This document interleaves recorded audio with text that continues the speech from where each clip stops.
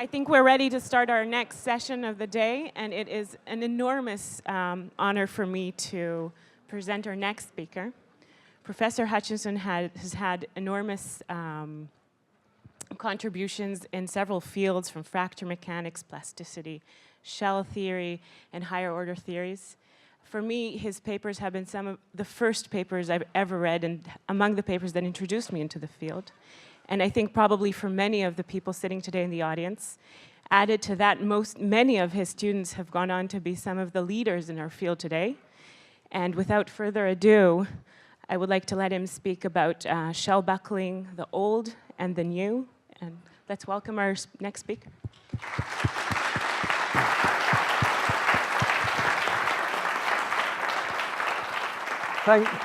Thanks, Tal. I'm very happy to be here for two reasons. First of all, I mean, this is an incredible evidence of the vitality of our field with all the young researchers here today. I think it's really remarkable. Secondly, like Subra, I gave I gave a talk on this same subject, but unlike Subra, I talked about it here at MIT 50 years ago. So that I talked about, believe it or not, work on shell buckling, spherical shell buckling specifically, here at MIT 50 years ago. And I have not actually worked on this subject in the intervening 50 years until 2 years ago, when I started working on it again. And as you will hear, largely motivated by experimental work that was going on here at MIT. Actually, I just thought of a third reason why I'm glad to be at NEW.Mech, and that is 6 years ago, I gave a lecture again in this room, and I talked about a new instability mode. This is in soft material wrinkling that we had discovered theoretically. And Jean-He Zhao, who was at Duke at the time, went home, and the next weekend with a postdoc actually in the lab produced that mode. So I don't know if anything like that's going to happen this time, but it would be great if it would. So you see, and you'll hear more about them in my talk, you see my collaborators. It's very Cambridge-centric, if you'll allow Cambridge University as part of the old Cambridge. Okay. I'm going to start with some history. And if you were around for 3 decades, 50 years or so ago, the hot topic, certainly one of the hot topics, and maybe the hottest topic in mechanics and solid mechanics, was shell buckling. And the essence of it is displayed in this slide. So as I say, this is a historical introduction. So the younger people in the crowd, if you haven't seen this data before, or this plot, you should be aware of it. It's very important. What's plotted here? And so, by the way, this is all elastic shell buckling. And in this case, it's cylindrical shells under axial compression. Unstiffened, strongly supported cylindrical shells under axial compression. And as I said, I'm going to be talking exclusively about elastic buckling. And each one of these data points represents a different shell collected from many, many experimentalists. This was collected by NASA back in the 60s. And what's plotted on the vertical axis, as you see, is the experimentally measured buckling load divided by the buckling load that you would expect if the shell were perfect. And by the way, there's no doubt when these shells buckle. They go with a bang. And the horizontal axis, as you see, is the radius of the cylindrical shell divided by the wall thickness. So these are very thin shells. And what's remarkable here, and as I said, this really there was lots of activity in this area to understand what was going on.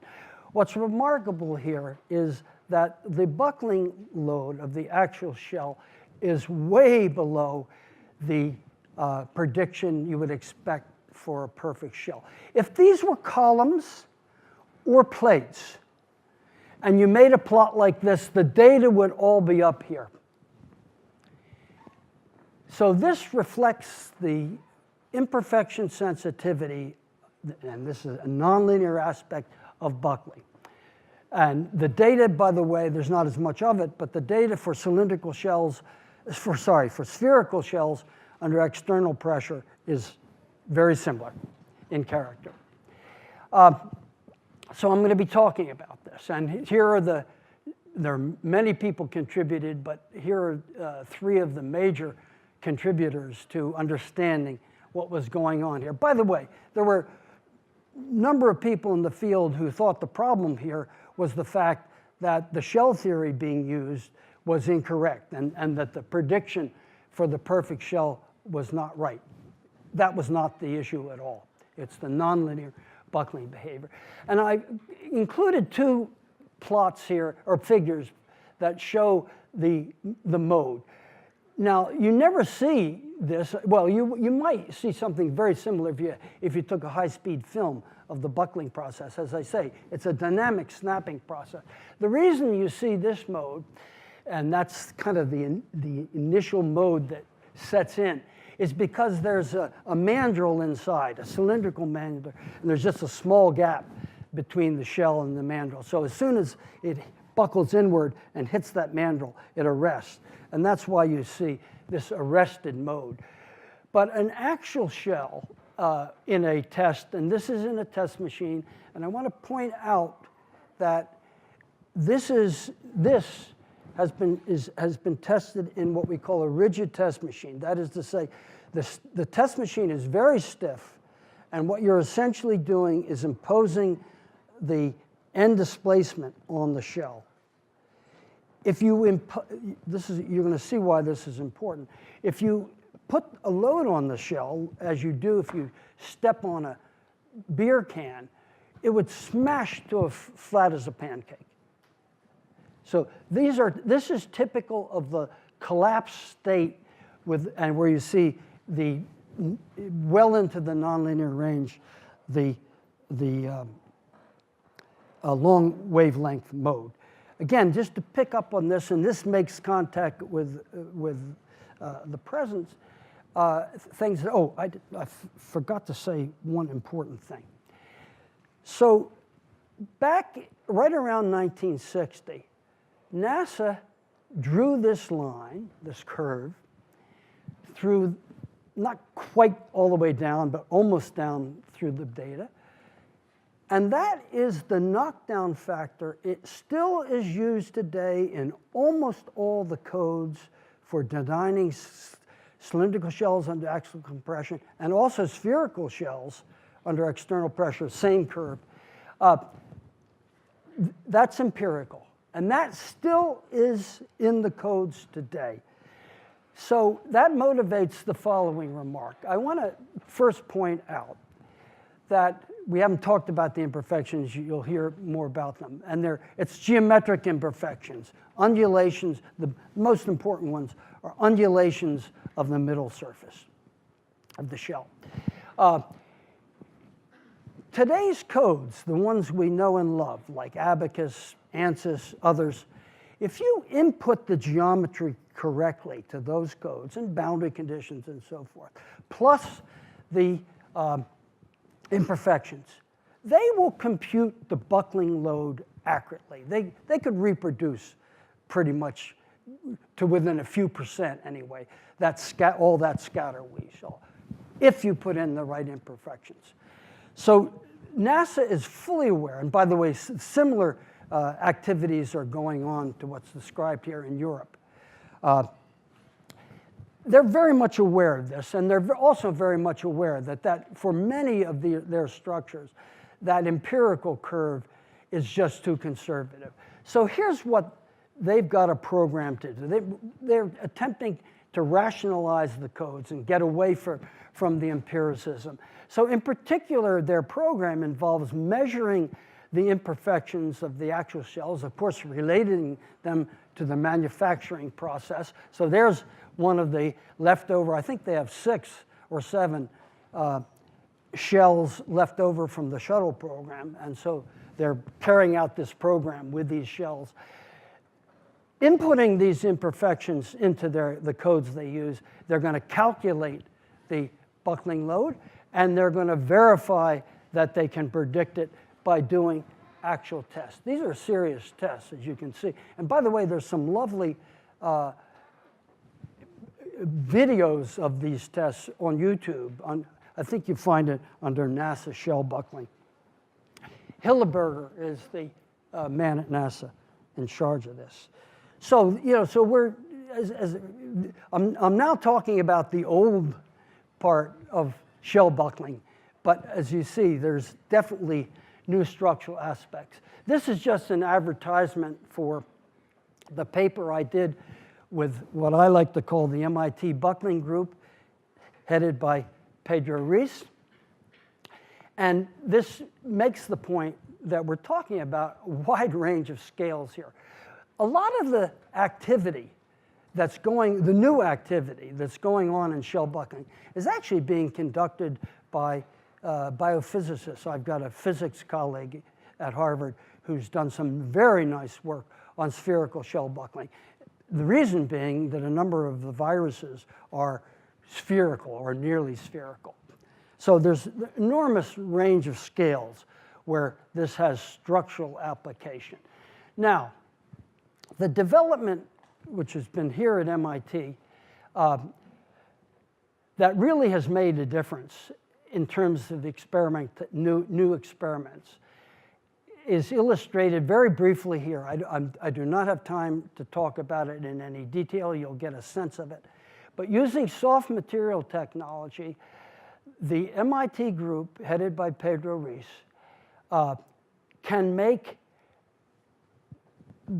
near perfect spherical shells. These are actually hemispheres. And equally important, maybe even more important, they can manufacture in precisely controlled imperfections. So using this, they can make shells and test them and do experimentally, let me start again. They can do experiments in a systematic way to determine imperfection sensitivity. This is really almost the first. All the work that's been done on metal cylindrical shells involve very tedious machining of the shells to put in the imperfection. But they have, and I'm not telling you how they do it, but they have a very nice way to introduce the imperfections. By the way, we're talking about very small imperfections. There's the perfect shell and the imperfect shell, and you can hardly see it. It's actually a slight flat spot on the top of the shell. So the undulation departure from the middle surface is on the order of a thickness or less. Okay, so as I say, this is new, and I believe, and they believe, that it's very important. Just a little bit more, I'm going to be showing you more details and explaining the buckling process. But so let me tell you how this experiment is carried out. It's sealed at the bottom, but there's a syringe with a line. And what they're doing to load this shell, of course, there's the external air pressure, but they're slowly withdrawing the air from inside the shell. And what that is doing is, of course, the external pressure remains constant, but that's dropping lowering the internal pressure. And here's an actual record, and so this is being done steadily, and this is an actual record, and what's happening is you reach the buckling point, and then it snaps. So you can see it's a snapping process. It snaps to this state. There's a sudden drop in the pressure that the shell can carry, and then they continue withdrawing the air. I'll talk more about this. Very important to realize this is not prescribed pressure. If you actually impose the pressure on this, and you can do that test, you can arrange a loading apparatus to do that. They've done that. It goes flat as a pancake. So this is an example where you're effectively imposing the internal volume of the shell. I'll say more about that. Now here's the data collected, again, from many researchers, as you see, going back from many years. Analogous to that we saw for cylindrical shells under axial compression. These are the shells from the MIT group with the manufactured imperfections. I'll be showing you more of that. I just want to note that these are the perfect shells. They're quote unquote perfect shells. They're not really perfect. In fact, some of them buckle down at around 60 or 70%. Some of the best shells and somewhat thicker shells get up to about 90%. But those are very good shells. Okay, let's get down to work. So I want to just introduce some of the basic results that we've obtained recently. So this is all very recent stuff. One of the issues is, and in fact, this is how I first got into this 2 years ago, from Mike Thompson. Emailed me and said, what shell theory should I use to study spherical shell buckling? And the answer is moderate rotation theory, or in fact, for those of you who are familiar with this, Donnell-Mostari-Vaslov theory is also, for everything, almost everything we're going to do, that's fine. But here is an example using a shell theory with an exact bending strain measure, exact stretching strain measure. The strains are small here, by the way, neo-Hookean material. And the computed, so I should say, this is the classic formula for the buckling pressure of a thin spherical shell that's perfect. So that's the classic formula. This, of course, is the volume of a complete sphere. So these are deforming symmetrically with respect to the equator, and they're under external pressure. And this is the plot for this particular case, radius to thickness, Poisson's ratio, of the pressure divided by the bifurcation pressure, or the Euler pressure, whatever you want to call that. This is the bifurcation point. Here's this dramatic drop-off in the pressure that the shell can support as it deflects. So this is the pole deflection divided by the radius. So at this point, the two poles touch. Here's the same data, but plotted as the pressure versus the change in volume. And so when it touches, you know, this is actually the decrease in volume. So about the shell has about 40% the volume it started with. Now, key point is that once buckling occurs, the load drops monotonically. We have verified that, as I say, these are using exact, they're axisymmetric, but they're using exact bending strain measures. The moderate rotation theory, that's one of the nonlinear shell theories that's available, and analytically usable. It's very accurate as long as the pole deflection is less than about 20% of the radius. And all the phenomena I'm going to show you fall within that range. So, and they have been computed using moderate rotation theory. Okay, now I want to draw again the distinction, this case for the spherical shells under external pressure. The distinction between buckling under prescribed pressure and buckling under prescribed volume change. If you had a perfect shell and you loaded up to this pressure and you kept the pressure constant, it's got no place to go but to slam. In other words, it's going to just flatten that shell like a pancake. As I said before, it's just what happens when you step on a beer can. It just smashes all the way. By contrast, and for the nice thing about the shells, these very compliant rubber shells that the MIT guys use, is that using air inside this shell is almost as if it's an incompressible fluid. It's not obvious, but that's the fact. And what it means is, to a good approximation, it's being tested, their tests are being conducted under prescribed volume change. So look at this. So again, pressure versus the change in volume. Now you get to this point. Remember, this is what you're prescribing, not the pressure. And the shell snaps to this point. That's the buckled state. That's a stable buckled state. It's a dimpled buckle. And then if you continue reducing the volume inside, it follows that curve. I'm going to show you a very nice video that illustrates that in a little while. Okay. Now, I don't want to spend too much time on details like this, but I want to note that when you do the classical buckling analysis for a perfect spherical shell, and that was first done for the axisymmetric case around 1905, I think, or 1950, by Zoli, actually. But anyway, so this is the Euler analysis. You know, it's an eigenvalue problem, analogous to what you do for a column or a plate. And this is what the mode looks like. It illustrates, it extends over the whole shell. Axisymmetric in this case. By the way, as I say, I'm going to say something about axisymmetric a little bit later, but almost all the phenomena that we are focusing on is axisymmetric.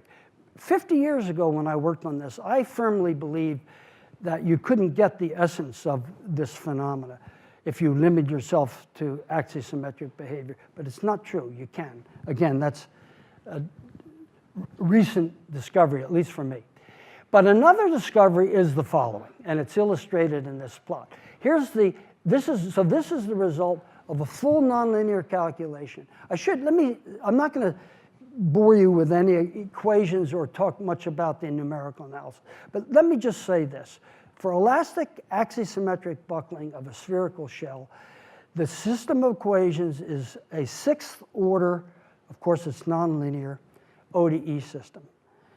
And we are fortunate now, which we weren't 50 years ago or even 40 years ago, to have software, numerical software, deals with mesh refinement, it deals with Newton iteration at every step. I'm sure you guys are more familiar when this kind of software is embedded in MATLAB. I don't use MATLAB, but it's embedded in MATLAB. But anyway, so this software has made all the difference in the world for producing the solutions that I'm talking about here. It really makes life easy. You have to know what you're doing, but not much more than that. Anyway, so what you see here is that just right after bifurcation, so again, this is the solution of the full nonlinear set of equations. Just after bifurcation, you see clear evidence of the bifurcation mode. But then you drop down a little bit further. Something dramatic has happened. There's no undulations at all away from the pole. This is just the upper half from the pole. Instead, you have this well-developed dimple. So one thing that happens here, it's a very nonlinear system, is you get immediate localization in the form of a dimple buckle right after bifurcation. Again, 50 years ago, in all the work people did, this was not appreciated. This has just emerged, at least, again, from my point of view, and I think from everybody else's that I've talked to. Okay, imperfection sensitivity. I got to move. Imperfection sensitivity involves putting in realistic imperfections and computing the load deflection behavior. So this is really probably one of the most important imperfections for spherical shells. It's a local dimple, which flattens it's not outward, it's inward, slightly flattens the shell locally. And if you scale it this way, the numerical predictions are independent of R over T. And so here you see for different levels of the imperfection, normalized by the shell thickness. So we're talking about very small imperfections. Here's the pressure versus deflection of the pole. And this is the buckling point. These shells snap when you get there. And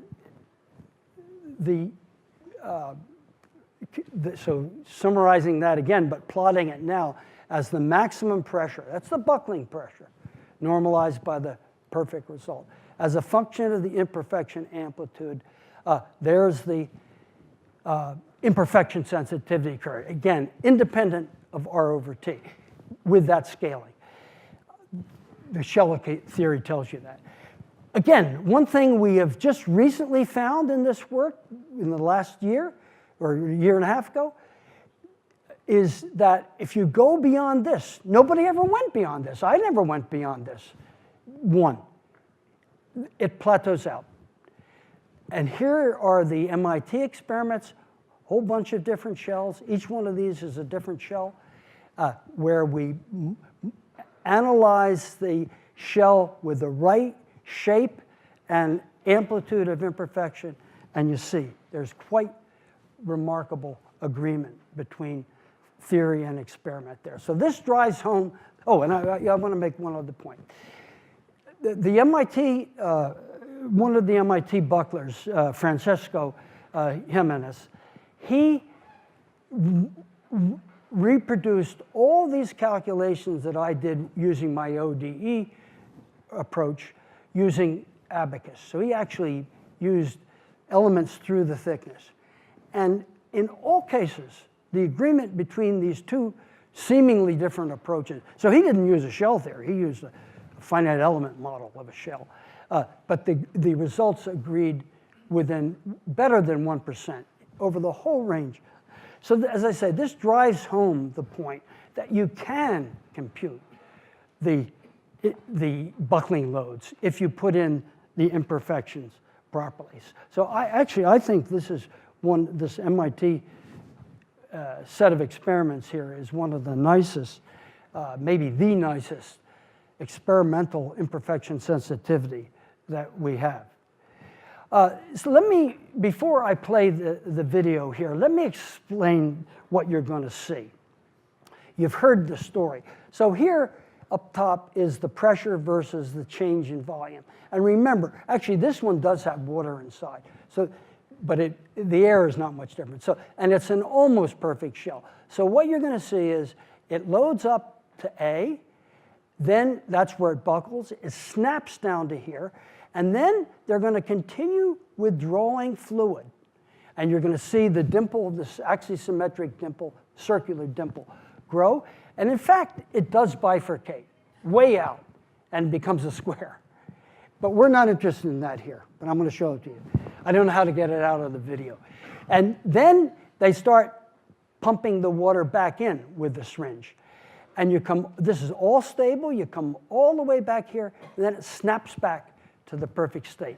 This is the same plot, but instead of the pressure, this is the amplitude of the dimple. And again, it's doing this.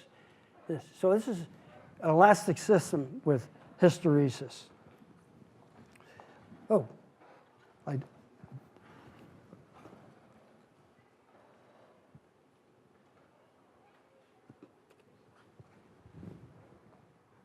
see, that's way deep.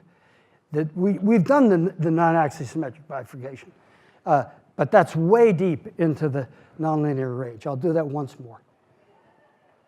It's going through that complete cycle. Okay.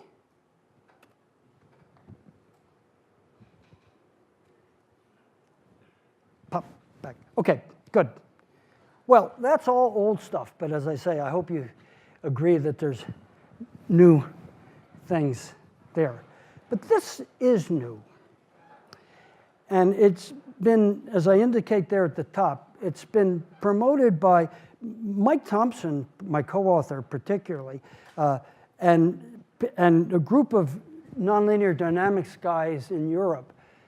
This is an important paper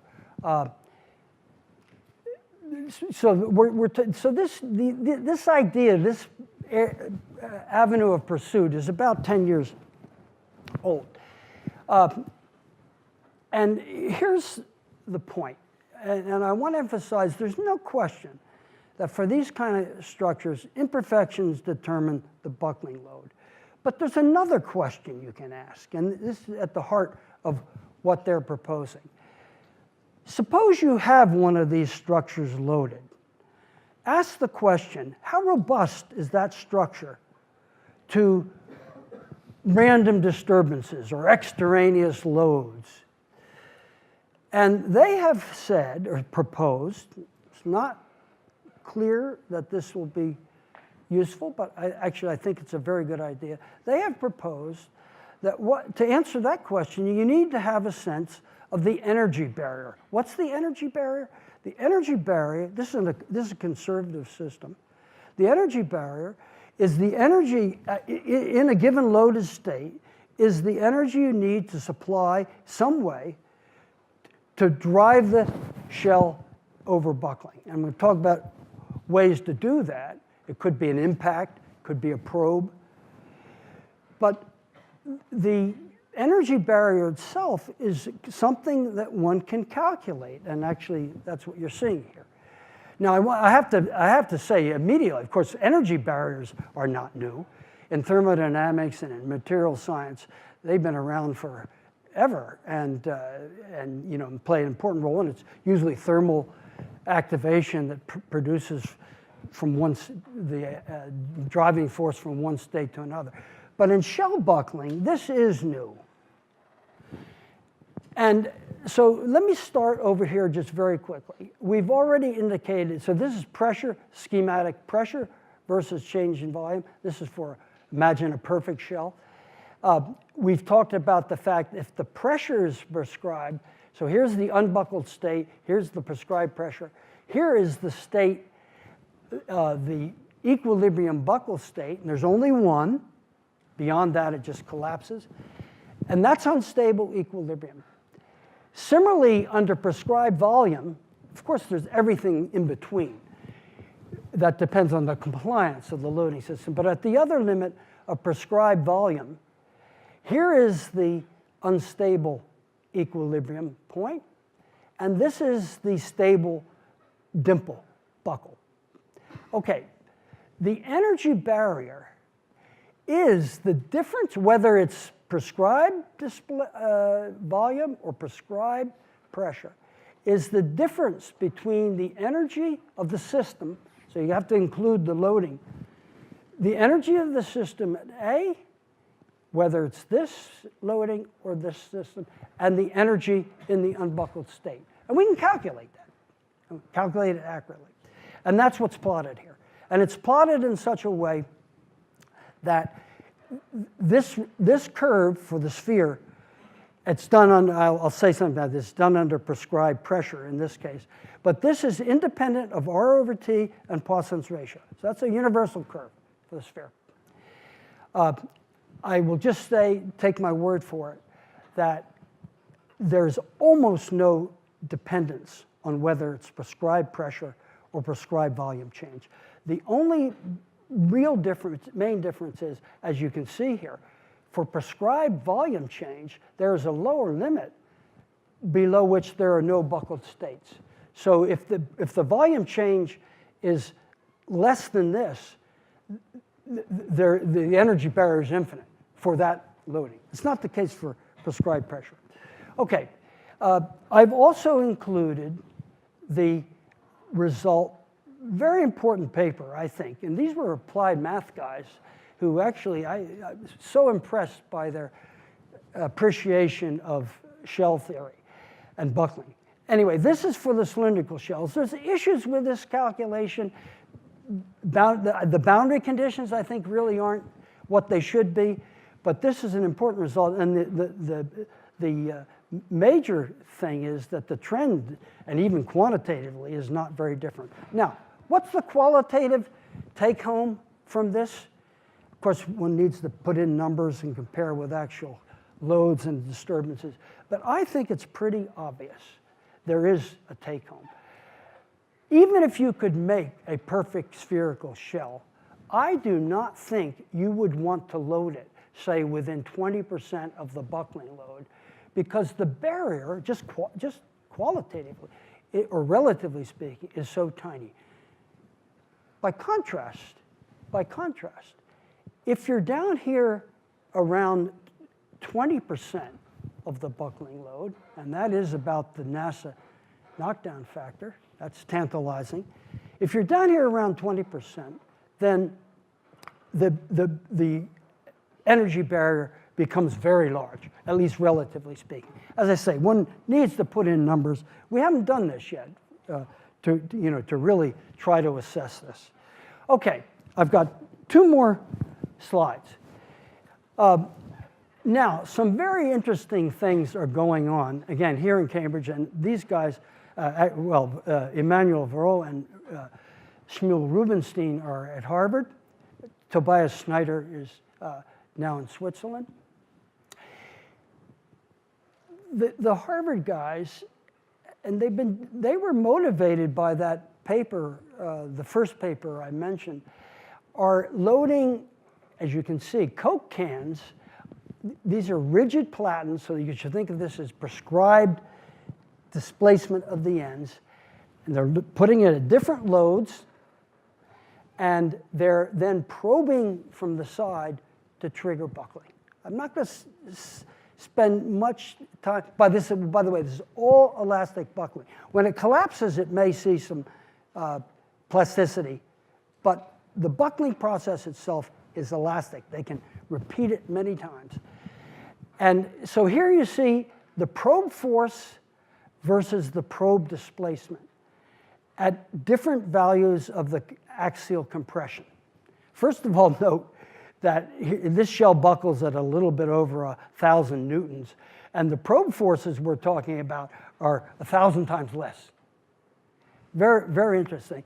Not only that, if you think about it, at a given prescribed load, the area under this curve is the energy barrier. It's the probe work to get to the buckled state. They snap here, by the way. If you glue the probe, you may be able to stop it, but they actually snap here. Okay, so they, in principle, can do 2 things, and I want to emphasize both. In principle, using this technique, they can measure the energy barrier, but secondly, in principle, they can also non-destructively determine the buckling load. You see that by systematically increasing the buckling load and loading it, as long as they don't let it actually snap, in principle, that's possible. Whether it'll work or not, who knows? I'm going to have a very quick conclusion slide, but here's the next to the last slide. Okay, similar work for the spherical shells, and this was a natural, has been carried out by the MIT bucklers. And I've showed the theoretical curve and the experimentally measured energy barrier, again, using the probe technique I just mentioned. This is for one of their near-perfect shells. Importantly, they do this also for imperfect shells. So they know how imperfections come into the story here. And again, I think it's just remarkable how good the agreement between the theory and the experiments are. So my conclusions, as I said, first of all, I hope I've convinced you that there are exciting new things going on in the old arena of shell buckling. But in addition, there are really these 2 new ideas. I think of them as 2 ideas. And we don't know yet how useful they'll be or even if they'll work, but I think it's going to be fun to find out. Thank you.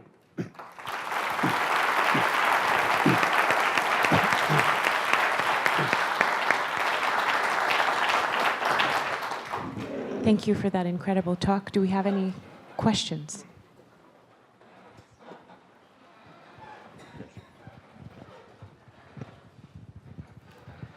Thank you very much. It's a great talk. So I just have one question. So for buckling of a soft elastomer, if you really push the strain of the elastomer to the stretching limit, for example, if you use Gent model, you have a stretching and stiffening effect. Can you comment on that? It's a good question, and I should have commented. It's not obvious, but the strains that occur in these buckling tests are small.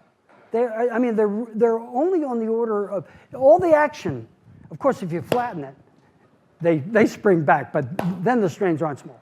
But all the action that we care about takes place when the strains aren't bigger than 1 or 2%. As that's not obvious, but that's the case. And so it honestly doesn't matter if you use a neo-Hookean model or other models in doing simulations here. Yeah. Thank you. I tried to be loud. Just an observation that the buckling appeared to start halfway through the arc at like a 45-degree angle. Does that suggest that there's maybe contribution from the boundary conditions at the bottom?